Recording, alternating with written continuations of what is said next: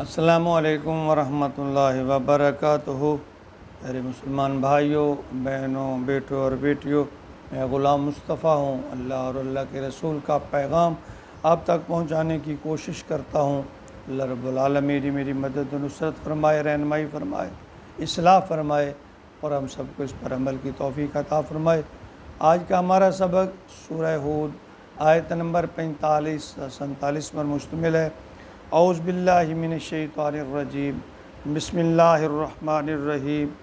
ونادى نوح ربه فقال رب إن ابني من أهلي وإن وعدك الحق وأنت أحكم الحاكمين قال يا نوح إنه ليس من أهلك إنه عمل غير صالح فلا تسألني ما ليس لك به علم إني أعظك أن تكون من الجاهلين قال رب إني أعوذ بك أن أسألك ما ليس لي به علم وإلا تغفر لي وترحمني أكن من الخاسرين۔ سابقہ آیات میں نوح علیہ السلام کا کشتی بنانا، پانی کا عذاب جس میں زمین و آسمان سے پانی کے خزانے ابلنے لگے، اور پھر نوح کو حکم ہوا کہ وہ اپنے اہل و عیال، اپنے ساتھیوں اور جانوروں، پرندوں اور حشرات کا ایک جوڑا کشتی میں سوار کر لے۔ اور پھر نوح علیہ السلام کو جو نشانی بتائی گئی کہ عذاب کب آئے گا، اللہ کا حکم آیا کہ جب تنور سے پانی ابلنے لگے گا۔ تو ان سب باتوں کا بیان تھا۔ تو اب جو آ رہا ہے وہ ہماری سوچوں اور نظریات کو جھنجھوڑنے والا ہے بیان ہے۔ اگرچہ ان آیات پر غور کریں، اگر ہم ان آیات پر غور کریں تو بہت ساری غلط فہمیاں اور بہت ساری خوش فہمیاں وہ دور ہو جائیں گی، ان کی اصلاح ہو جائے گی۔ تو فرمایا وَنَادَى نُوحُ ابْنُ وَقَالَ نُوحٌ رَبَّهُ، اور پکارا نوح نے اپنے رب کو، فقال کہنے لگا، رب ان ابنی من اہلی، اے میرے اللہ، اے میرے رب، اے میرے پروردگار، یہ میرا بیٹا جو ہے یہ تو میری اہل سے ہے۔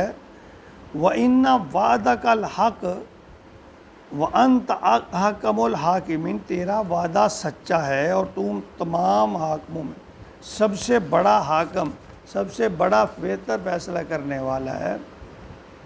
یعنی کہ اے میرے اللہ، یہ جو میرا بیٹا ہے یہ میری اہل سے ہے، میرا بیٹا ہے، تو نے وعدہ کیا تھا کہ میں تیرے اہل و عیال کو بچا لوں گا، تو پھر میرا بیٹا میری آنکھوں کے سامنے ڈوب رہا ہے، تو اس کو بچا لے، بے شک تو رحیم ہے۔ یعنی اللہ کے سامنے شفقت پدری جو ہے حضرت نوح کی، وہ جذبات میں آ گئے اور شفقت پدری نے زور مارا، اللہ سے التجا کر رہے ہیں، میرے اللہ میرا بیٹا ہے، میری آنکھوں کے سامنے غرق ہو رہا ہے۔ قال یا نوح، اب اللہ کا جواب سنیے، اللہ کیا فرما رہے ہیں؟ اللہ نے فرمایا، نوح انہ لیس من اہلک، یہ تیری اہل میں سے نہیں ہے۔ انہ، یا اللہ کیوں نہیں ہے؟ بیٹا ہے، میری کوکھ سے یہ جنم ہوا ہے، اس کا میرے لگتے جگر ہے، میرے جگر کا ٹکڑا ہے۔ اللہ کیا فرماتے ہیں؟ انہ عمل غیر صالح، اس کے اعمال غیر صالح ہیں، یہ تیری اہل سے نہیں ہے۔ اللہ نے، یعنی دیکھیں اللہ نے کیسا سخت جواب دیا، کس کو؟ اپنے پیغمبر کو۔ کس کے بارے میں؟ اس کے بیٹے کے بارے میں۔ کتنا غور طلب یہ بات ہے۔ خبردار، یہ تیرا بیٹا ہے ہی نہیں، تیری اہل سے ہے ہی نہیں۔ اللہ میری کوکھ سے جنم لیا، میرا لختے جگر ہے، میرے جسم کا ٹکڑا ہے۔ اللہ نے فرمایا نہیں۔ یا اللہ کیوں؟ فرمایا انہ عمل غیر صالح، اس کے اعمال غیر صالح ہیں۔ فلا تسألنی ما لیس لک بعلم، یہاں ہی نہیں اللہ نے بس کی، یہاں ہی نہیں اللہ ٹھہرے، فرمایا فلا تسألنی، تو اس بات کا سوال کرتا ہے، ما لیس لک بعلم، جو تجھے پتہ ہی نہیں، جس کے بارے میں تو جانتا ہے، ایسا مجھ سے سوال کرتا ہے۔ انی اعظو کا ان تکون من الجاہلین، میں آپ کو نصیحت کرتا ہوں، کیا فرما رہے اللہ، میں آپ کو نصیحت کرتا ہوں ان تکون من الجاہلین، کہ اگر تو نے ایسا کیا تو جاہلوں سے ہو جائے گا، یعنی اگر تو اپنی بات پر قائم رہا، اگر تو اس بات پر قائم رہا، اگر پھر تو نے یہ سوال کیا تو ظالموں سے ہو جائے گا۔ کس کو فرمایا جا رہا ہے؟ پیغمبر کو، اپنے بیٹے کے بارے میں۔ قال رب انی اعوذ بک ان اسألک ما لیس لی بعلم، تو نوح علیہ السلام نے فوراً اپنے رب کی پناہ طلب کی، اللہ انی اعوذ بک، میں پناہ مانگتا ہوں، ان اسألک، اس سوال سے، اس بات سے، ما لیس لی بعلم، جس کے بارے میں مجھے علم نہیں ہے۔ فوراً نوح علیہ السلام نے اللہ تعالیٰ سے توبہ کی، وَإِلَّا تَغْفِرْ لِي وَتَرْحَمْنِی، اور اس کے ساتھ ساتھ التجا کیا ہے، اللہ اگر تو نے مجھے معاف نہ کیا، وَتَرْحَمْنِی، میرے اوپر رحم نہ کیا، اَکُن مِّنَ الْخَاسِرِین، تو میں خاسرین، نقصان اٹھانے والوں میں سے ہو جاؤں گا۔ اب یہاں یہ کتنی غور طلب بات ہے ہمارے لیے کہ شفقت پدری، پیغمبر، بیٹا، اہل، جی، التجا، دعا، یہ سب چیزیں ہمارے سامنے ہیں، اللہ سے مانگ رہے ہیں، اللہ میرا بیٹا ہے، میرے اہل میں سے ہے، تو انہیں وعدہ کیا تھا کہ میں تیرے اہل و عیال کو بچا لوں گا، تو پھر یا اللہ میرے بیٹے کو بچا لے۔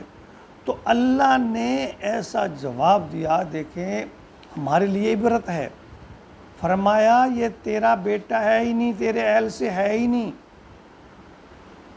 کیوں؟ فرمایا انہو عمل غیر صالح، اس کے اعمال غیر صالح ہیں، اچھے نہیں ہیں۔ تو اللہ کے ہاں حسب و نسب کی کوئی قدر نہیں ہے، اللہ کے ہاں اگر قدر ہے تو اعمال کی ہے، ایمان کی ہے۔ تو اگر ہم اتراتے پھریں کہ ہماری نسبت فلاں سے ہے، حتیٰ کہ نبی آخر الزمان رحیم اور شفیق نبی، اگر ہم کہیں کہ وہ شفاعت کرنے والے ہیں، انہوں نے فرمایا میں سب کی شفاعت کر دوں گا، اس میں کوئی شک نہیں ہے وہ شفاعت فرمائیں گے، لیکن یہ مثال ہمارے سامنے ہے کہ شفاعت بھی تبھی قبول ہوگی جب ہمارے پلے کچھ ہوگا۔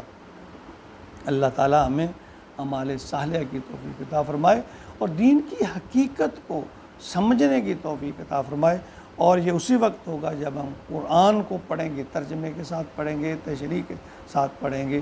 اللہ تعالیٰ ہمیں ہدایت نصیب فرمائے اور صراط مستقیم پر چلنے کی توفیق عطا فرمائے، آمین۔ وما علینا الا البلاغ۔